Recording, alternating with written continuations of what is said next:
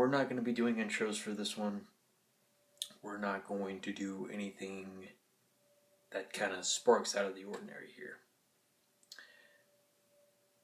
Basically, guys, what I'm going to be telling you, the story that I'm going to be telling you, or the advice and stuff that I'm going to be telling you, is based off of a transition that I've been going through for the past 4 days. I'm not going to lie to you, ladies and gentlemen. This story, the stuff that has happened going through these 4 days have been a very, very dark transition.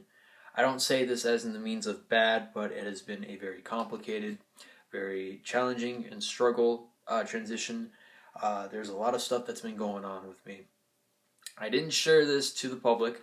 For someone who's already seen my unlisted one, please don't share that. But the thing about it is, we're not going to go into detail about what that is. What I'm going to tell you guys about, so that way I can make this recording to you,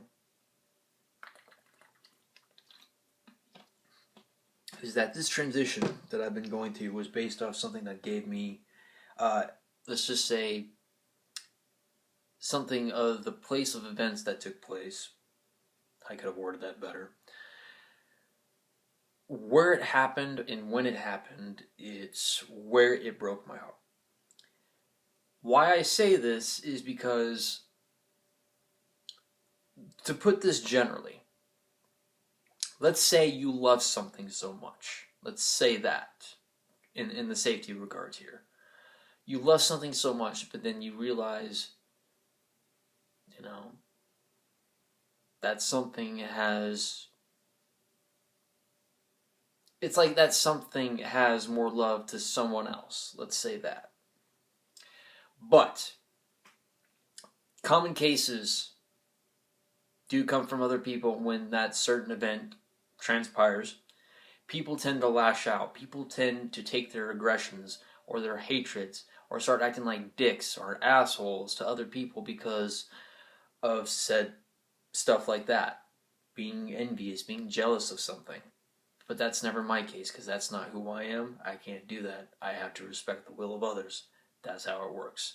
In my book, that's the way it works. That's how I roll.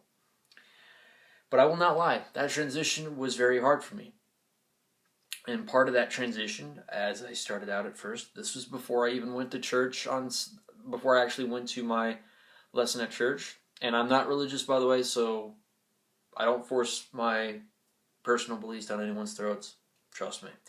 But before said lesson, there was that day that it happened.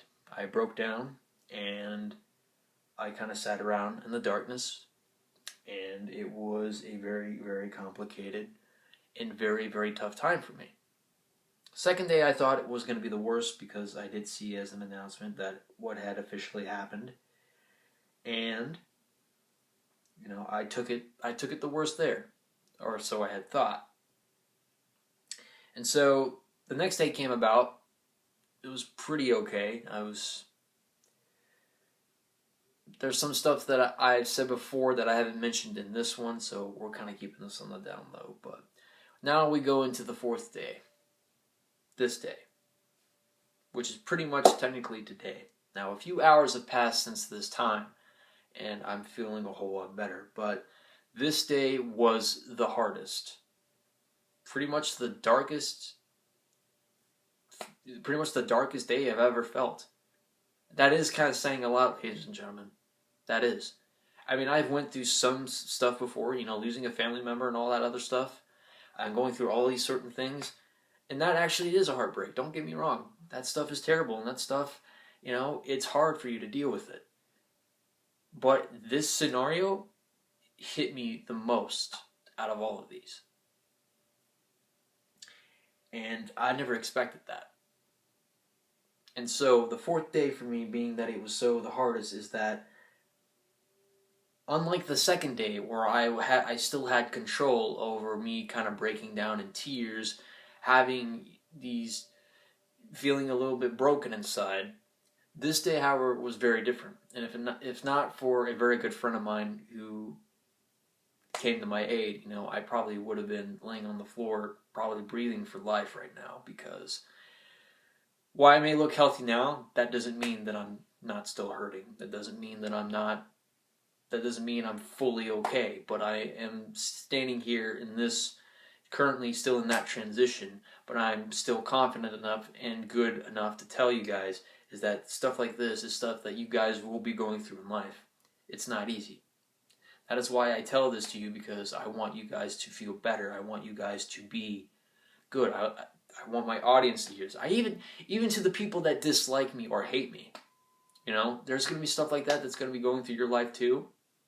And I'm hoping that there's something that makes it feel a lot better, because you never know what that certain day or that certain event is going to happen to you.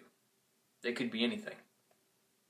In that transition, stuff like that happens. And it could hurt as much as more than anything else that you could have ever expected before. And I should know now. Because to me, this is the worst pain I have ever felt. Maybe not to the point where I have injured, I may have an injury or whatnot. I'm talking about emotionally. It hurts. That's what I'm trying to say. But in that fourth day, I had an uncontrollable shake. I was drenched in tears. I was pretty much, I was shaking. My face began to grow numb and stuff. And that's the sort of thing. Let me adjust this real quick. Sorry about that. I began to uncontrollably shake, and I started to feel some sort of abnormality going on. I don't exactly know. Maybe probably having a panic attack. I don't know. But not common for me to find out that when your face is going numb and you start having an uncontrollable shake, something like that could spark as a serious problem. But if it not for a certain friend of mine who came to my aid, I probably would have ended up in the hospital pretty much tonight. So that's why I wanted to tell you guys. Doesn't matter if you hate me or you like me, you love me, you have a disdain for me. It doesn't matter, or you just come here just for the heck of it. I say this to you because there's going to be a time in your life where you're going to be dealing with something like this. And I hope there's someone out there that can reach out to you, or you can reach out to that certain somebody. Because it's never easy going through that sort of thing. I hope to God, I don't say that in vain, but I hope to God that there's always a person out there to help someone in need. There was someone in need who came to me, and I thank him for it. Sometimes I feel like I'm a burden to that person sometimes, but he's helped me a lot, and I owe him a lot for that. So I say this to you guys, to my audience, is because I love you so much. Just like I love all my friends who I have here. This collage you can kind of barely see, but you know who you are.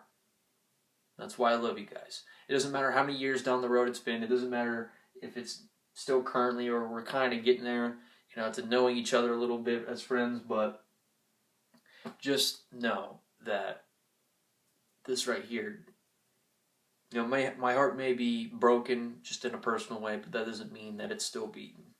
Doesn't mean that it stops loving. That doesn't change what I feel about what happened. My love in this scenario has not changed. It's still there. That doesn't mean that I hate or dislike or disdain or think that this person doesn't deserve such as much. No, I don't think that at all. I took that mentality out. It doesn't belong there. So that's why I implore you, if you feel this way, if you feel envious of somebody because they have something or someone. Now bear in mind, when I say something, I'm using this in the safe context. But in the general aspect of what I'm saying, something, someone, or maybe you've accomplished more or has something more than what you have. Let's just say that. Don't grow a disdain or hatred from it. It's not going to do anything. In the words of Martin Luther King Jr., hatred cannot drive out hatred. Only love can do that. That doesn't always regard to the matter of racism itself, but the general stance is that you can't solve a problem by hating somebody. That's not the way it works. If you want to be better, You have to accept the situation for what it is. You have to accept life for what it is. You have to accept the fact that what things happen in life, they happen. And sometimes you can't change it.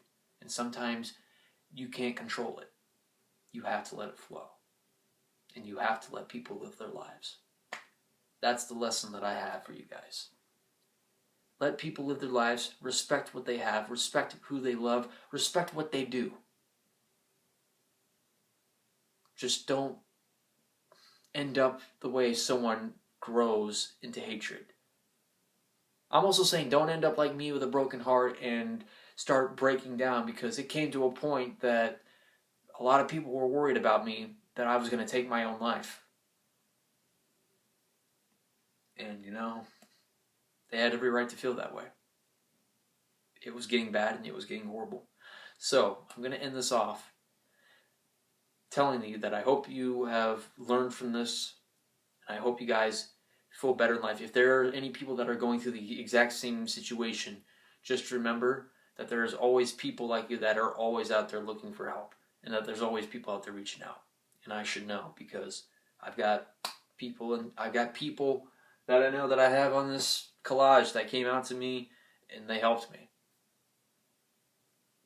I'm going to tell you one thing. They're good people. And that's what a community does. That is what a community is for. Ranting, commentary, doesn't matter. That's the sort of community that I love. So anyways, I am Jasper Winterbow, the Thrash Winter Guru. I hope you guys get better. Have a good night.